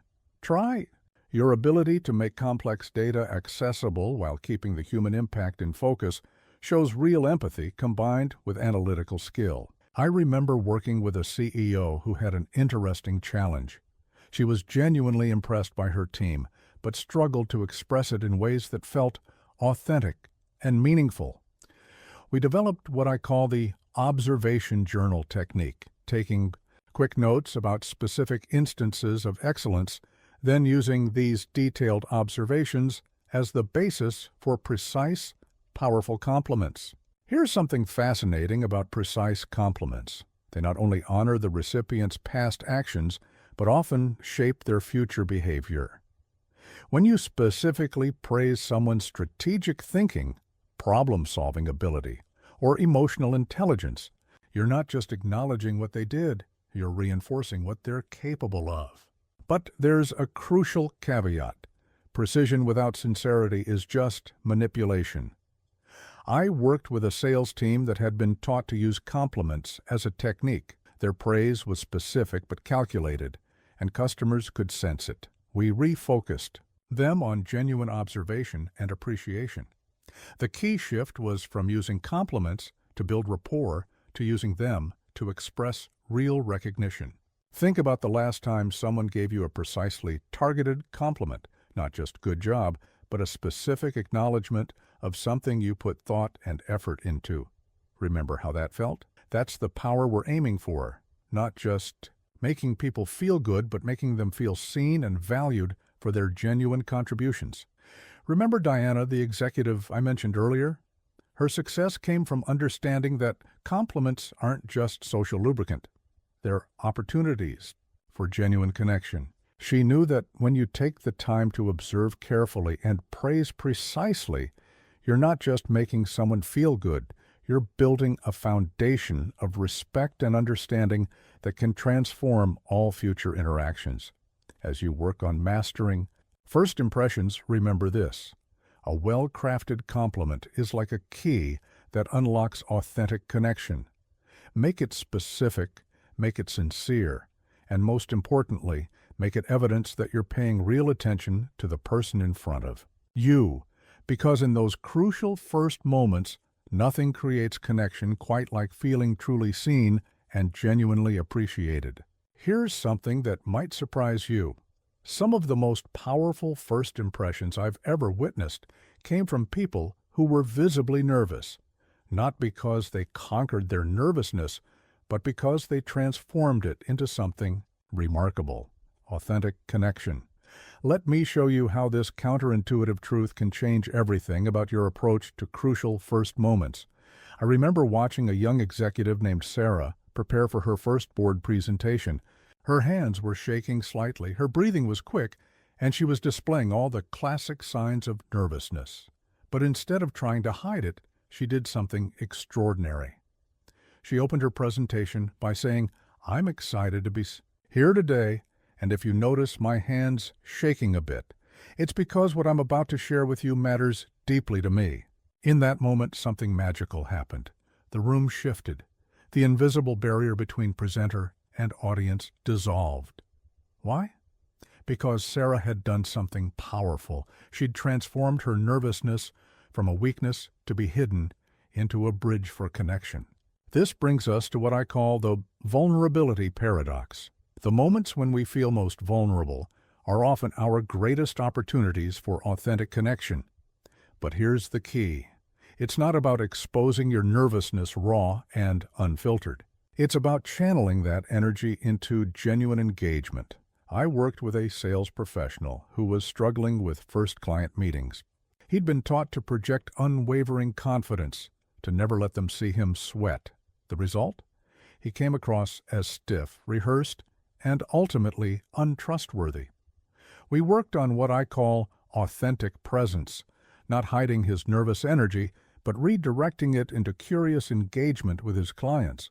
Here's a powerful technique I've developed, the energy transfer method. When you feel that flutter of nervousness, imagine it's not anxiety you're feeling, but anticipation, not fear, but fascination. This isn't just positive thinking, it's a practical tool for transforming nervous energy into connecting energy. Think about it this way.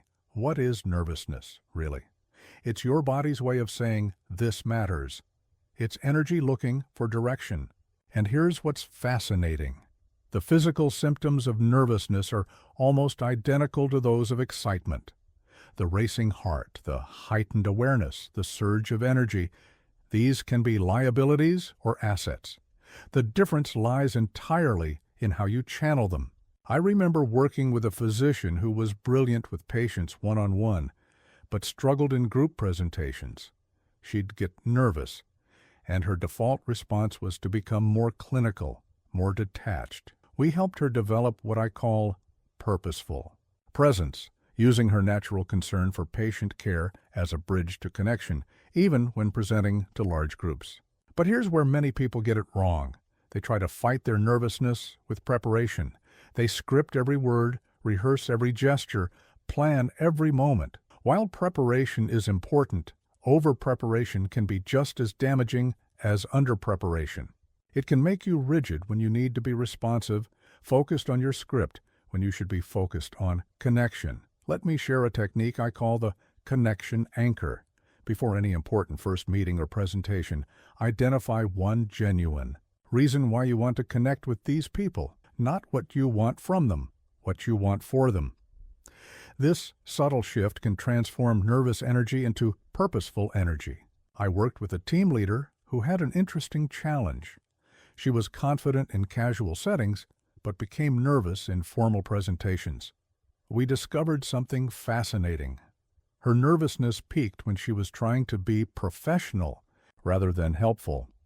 When we refocused her energy on her genuine desire to help her audience succeed, her nervousness became a tool for connection rather than a barrier to it. Here's another powerful approach, what I call shared humanity moments. These are brief acknowledgments of the common human experiences we all share. I once watched a speaker transform a tense room by saying, "You know that feeling when you're so passionate about an idea that you can barely contain it? That's me right now." Simple, honest, connecting. But perhaps the most powerful tool for transforming nervousness into connection is what I call curious focus. When you're nervous, you're typically focused inward, on your performance, your appearance, your words. By intentionally shifting your focus to genuine curiosity about others, you create an automatic bridge for connection. I remember working with an introverted executive who dreaded networking events. Her breakthrough came when she stopped trying to be on and started being interested. She would walk into events not with prepared small talk, but with genuine questions about the people she'd meet. Her nervousness didn't disappear. It transformed into energized curiosity. Here's something crucial to understand. People don't connect with perfection. They connect with humanity.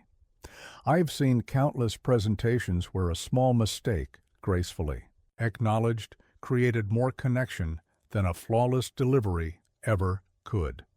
This isn't about making mistakes on purpose. It's about understanding that your humanity is an asset, not a liability. Think about the most memorable first impressions you've experienced. Chances are they weren't perfect.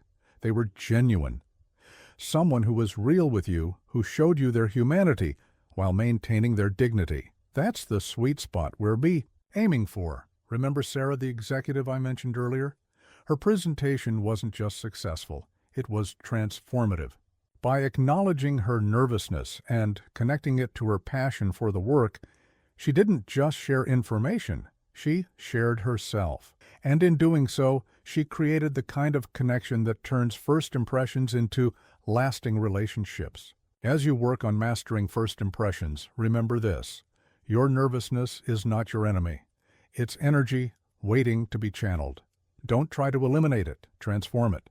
Because when you learn to turn your nervous energy into connecting energy, you don't just make better first impressions, you create authentic connections that can last a lifetime.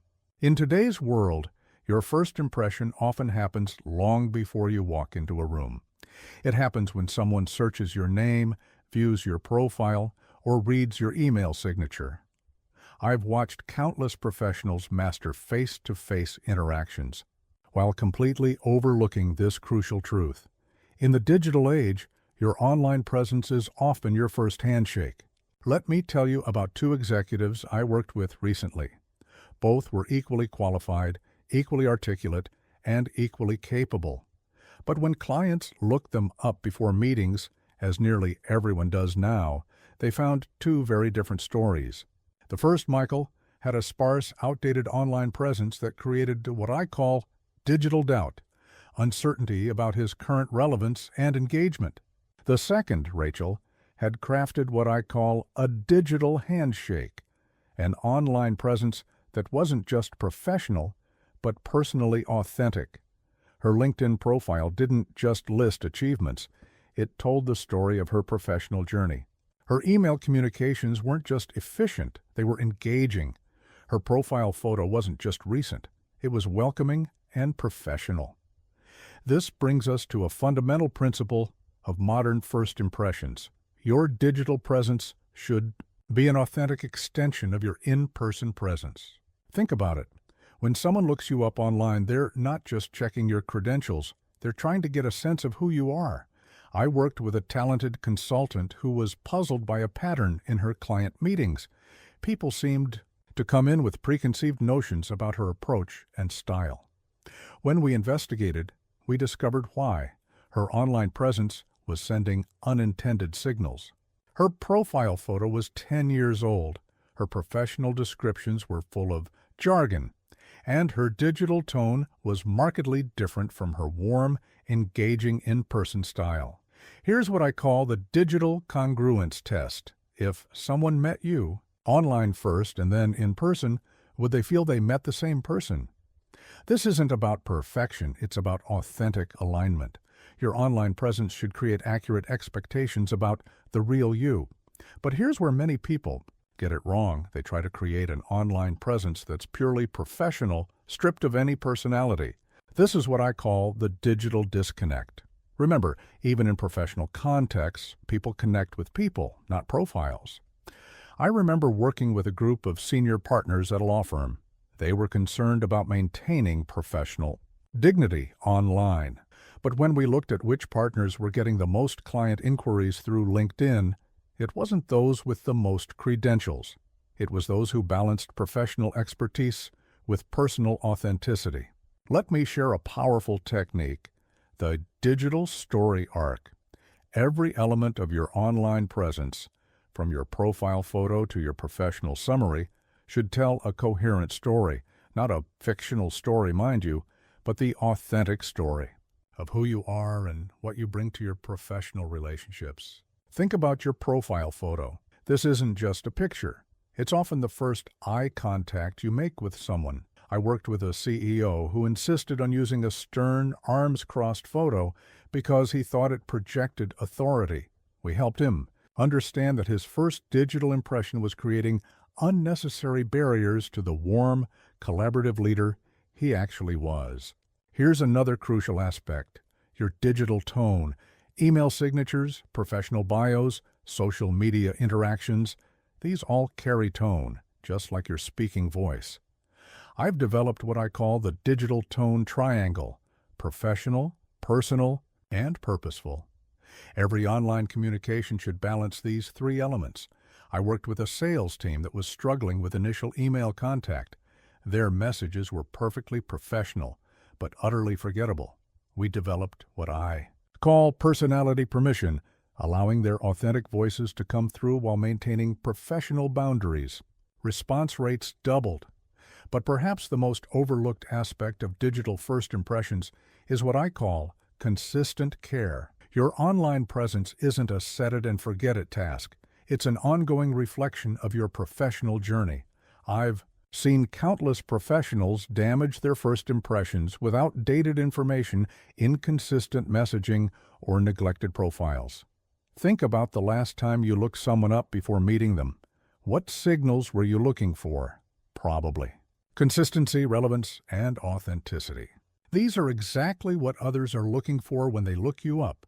Every outdated profile, every inconsistent detail creates tiny fractures in trust. Here's a powerful exercise I use with clients: the digital walkthrough. Go through every platform where you have a professional presence and experience it as a first-time viewer would. Is the story consistent? Is it current? Most importantly, is it genuinely you? I remember working with an entrepreneur who was frustrated that potential partners seemed hesitant in first meetings. When we did his digital walkthrough, we discovered why. His online presence was sending mixed messages. His LinkedIn profile emphasized corporate experience while his website focused on startup culture. This cognitive dissonance was creating subtle but real trust barriers. Let me share another technique: the digital empathy map. Before creating or updating any online content, ask yourself, what would someone want to know about me before meeting me? What questions would they have? What concerns might they want to address? Then ensure your digital presence proactively addresses these points. Remember Rachel, the executive I mentioned earlier? Her success came from understanding that her online presence wasn't just a digital resume. It was the first chapter of every professional relationship she would build. She knew that in today's world, digital first impressions don't just precede personal ones, they shape them. As you work on mastering first impressions, remember this: your online presence is not separate from your personal presence. It's an extension of it. Make it authentic, make it current, and most importantly, make it a true reflection of the professional others we'll meet in person. Because in the digital age, the first click is often as important as the first handshake. Throughout this book, we've focused on making great first impressions.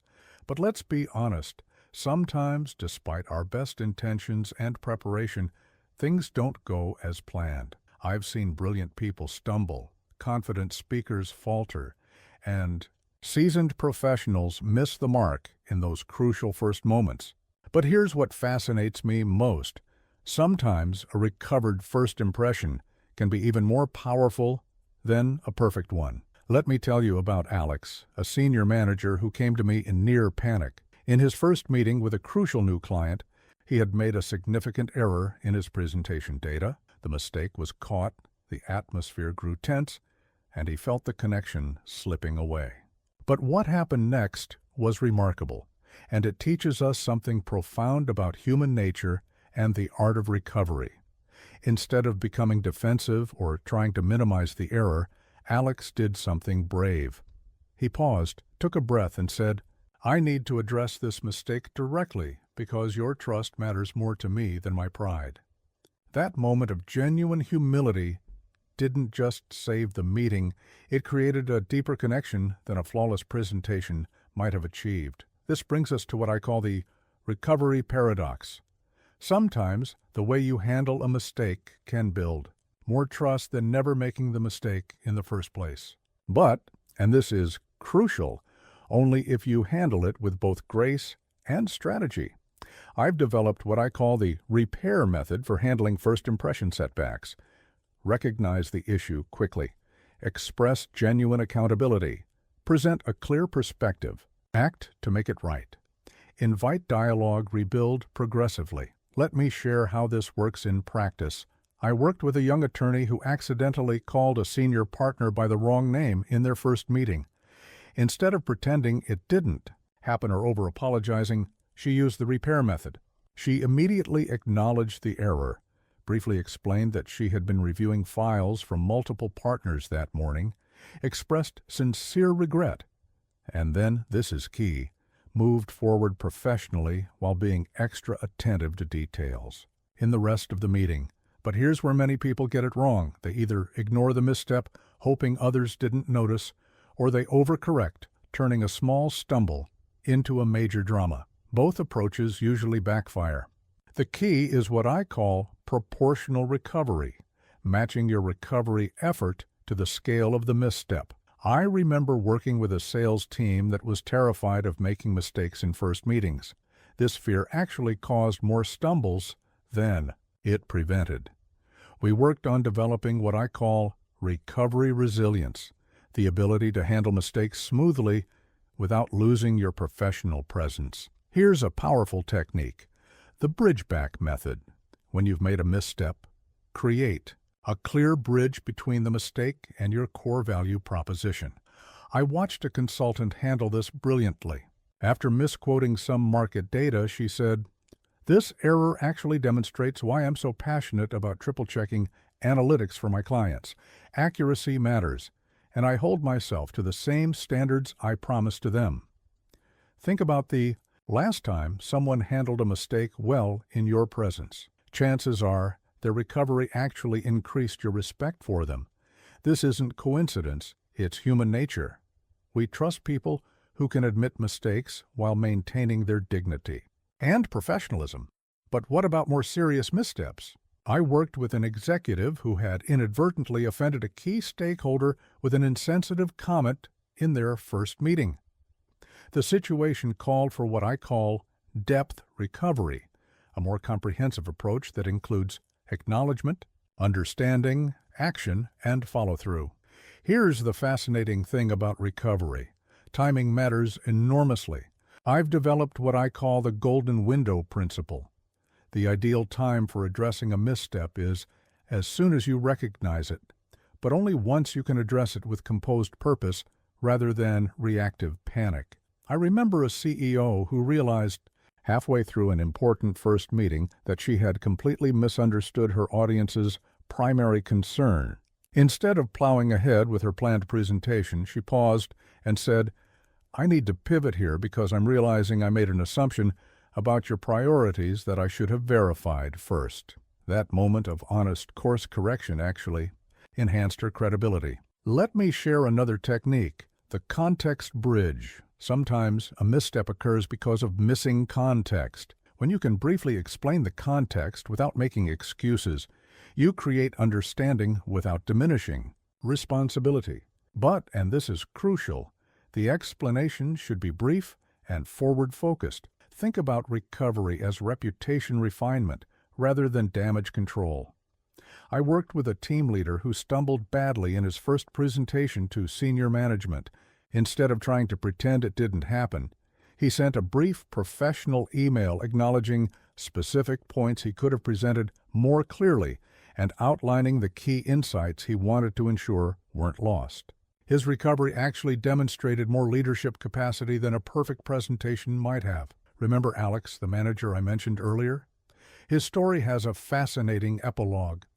6 months after that recovered mistake, the client referred him to another major account. Their reason? He showed us who he really was when things went wrong. That's the power of skillful recovery. It can transform a moment of vulnerability into a foundation of trust. As you work on mastering first impressions, remember this. Perfection isn't nearly as compelling as authentic recovery. When you handle a misstep with grace, clarity, and professionalism, you demonstrate something more valuable than flawless execution. You show them how you handle real-world challenges. Because in business and in life, it's not about never falling, it's about how gracefully you rise. Making a great first impression is crucial, but making that impression last, that's where true mastery lies. I've watched countless professionals nail those first 7 seconds only to let that initial connection fade like morning mist. But I've also seen others transform brief encounters into lasting professional relationships through what I call impression anchoring. Let me tell you about 2 sales representatives I worked with last year. Both made excellent first impressions in their initial client meetings. Both were prepared, professional, and engaging. But their long-term results couldn't have been more different. The first, Daniel, relied solely on that strong first impression. The second, Jennifer, had mastered the art of turning moments into momentum. Jennifer understood something crucial. Every first impression needs a bridge to the future. Within 24 hours of each initial meeting, she would send what I call a connection consolidator, a personalized follow-up that demonstrated she had truly listened and was already thinking about how to add value to the relationship. This brings us to what I call the 7-7-7 rule of lasting impressions. You have 7 seconds to make a first impression 7 minutes to make it meaningful, and 7 days to make it memorable. Each of these windows requires different techniques, but they work together to create lasting impact. I worked with a management consultant who was frustrated that her initial client enthusiasm seemed to evaporate after a few weeks. Her first impressions were strong, but she hadn't built what I call impression infrastructure, the framework that supports and sustains that initial connection. Here's the system we developed: the 3R method for making impressions stick. Reinforce the connection with specific follow-up. Relate new interactions to previous conversations. Reveal consistent value over time. But here's where many people get it wrong. They think following up is about staying on someone's radar. That's backward thinking. True follow-up is about adding value to their world, not maintaining visibility in it. I remember working with a group of new executives who were all skilled at making strong first impressions. But only one of them, Teresa, had mastered what I call connection compounding, the art of making each interaction build upon the last. After every initial meeting, she would create what she called a value bridge, a specific way to deliver additional insight or assistance based on their first conversation. Think about the most lasting professional relationships in your life. Chances are they didn't just start strong, they grew stronger through intentional nurturing. This is what I call progressive relationship building, and it starts in the hours immediately following that first impression. Let me share a powerful technique, the memory hook. Within 24 hours of a first meeting, send a follow-up that connects to a specific moment or discussion from your interaction. Not just great meeting you, but your insight about customer retention challenges in emerging markets really resonated with me, and I wanted to share this relevant case study. I worked with a CEO who had an interesting challenge. She was excellent at making first impressions, but struggled to maintain the energy and connection in subsequent interactions. We developed what I call the continuation thread, ensuring that each interaction explicitly built upon previous conversations, creating a sense of ongoing dialogue rather than discrete meetings. Here's another crucial aspect of making impressions. Stick what I call value velocity. The faster you can demonstrate real value after that first impression, the more likely it is to cement itself in someone's mind. But, and this is essential, that value must be genuine and relevant to your initial interaction. I remember a young entrepreneur who transformed his networking results with this simple but powerful approach.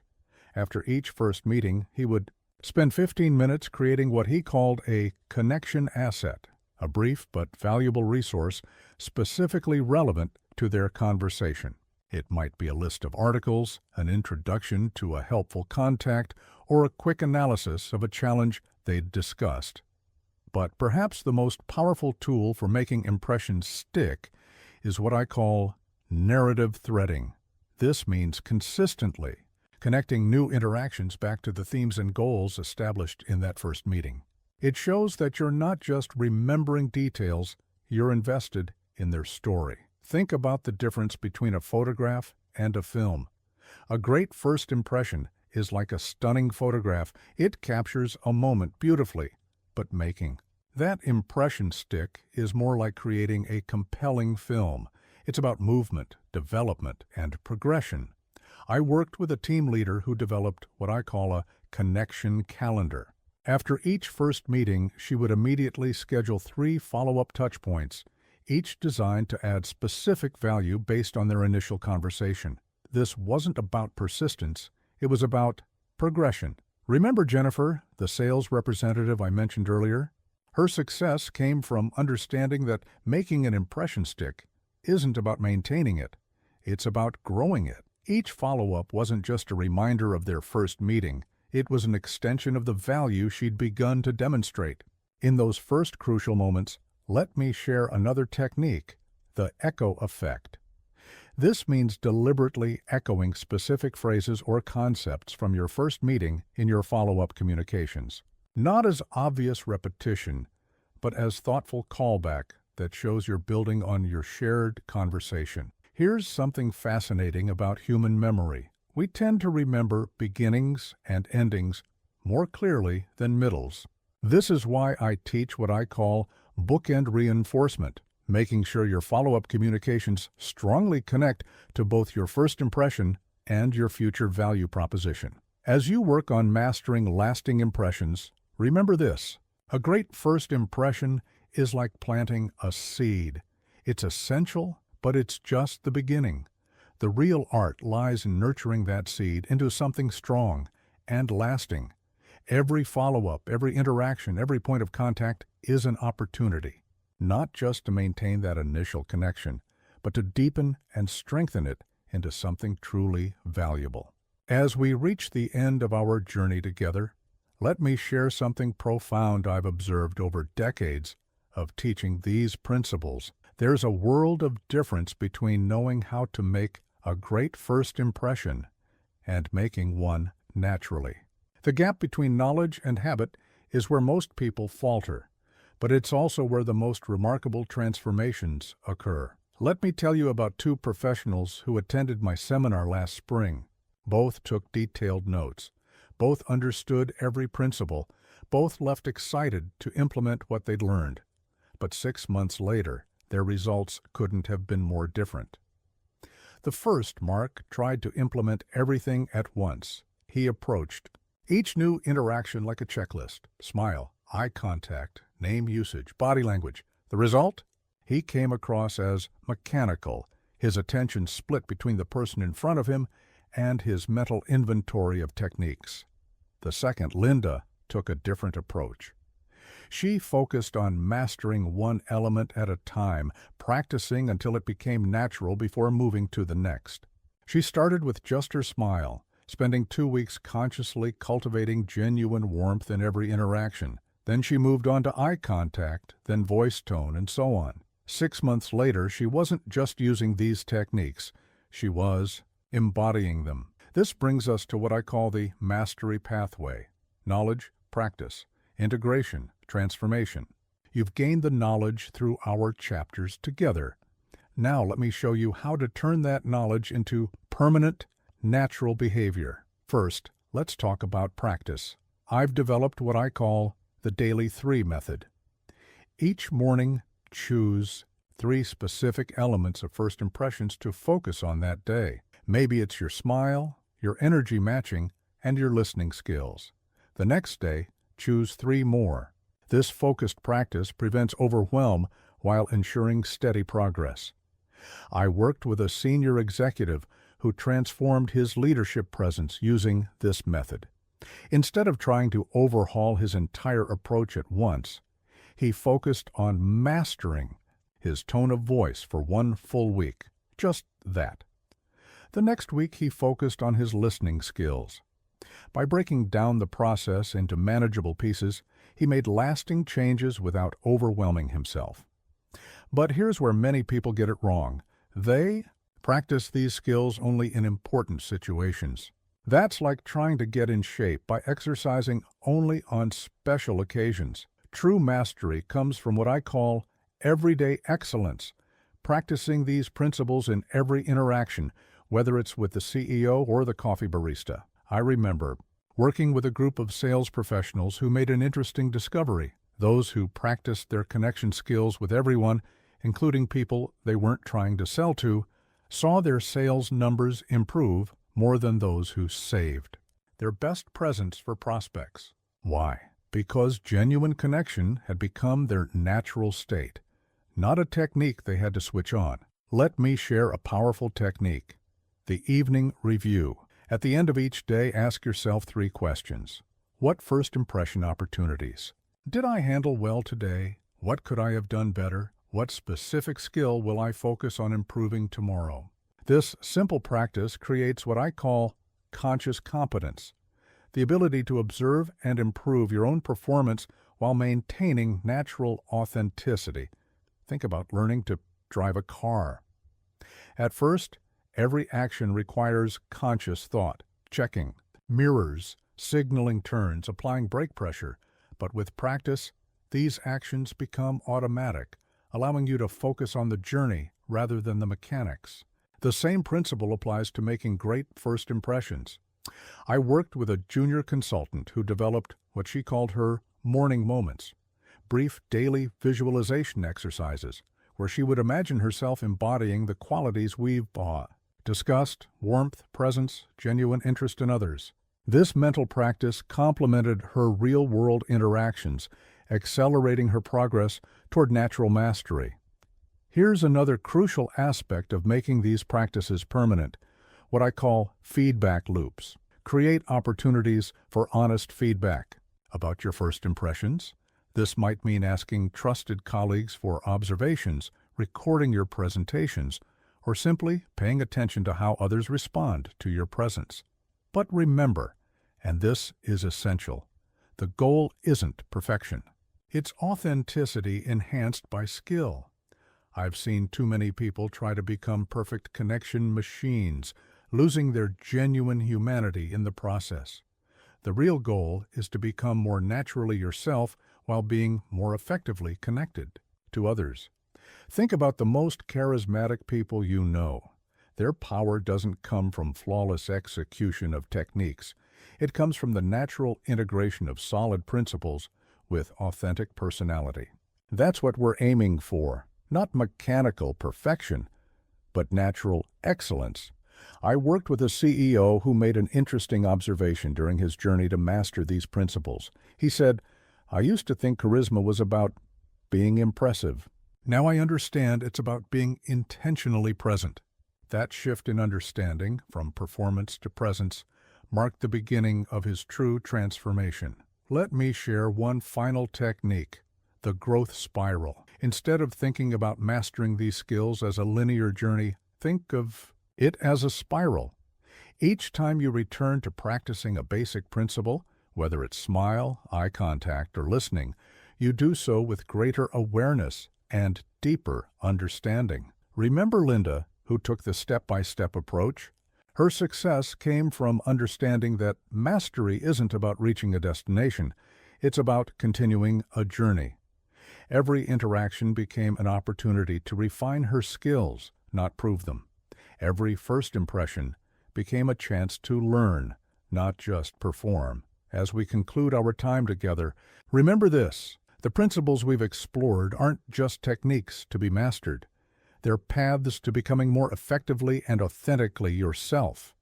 Practice them not to impress others, but to express your best self more consistently. Because when you make these practices permanent, you don't just make better first impressions, you become a better version of yourself in all your interactions. The journey doesn't end here. Every day brings new opportunities to practice, refine, and grow. Every interaction is a chance to make these principles more naturally your own. And in that continuous journey of improvement, you'll find something remarkable. The person you become is even more impressive than the impression you make.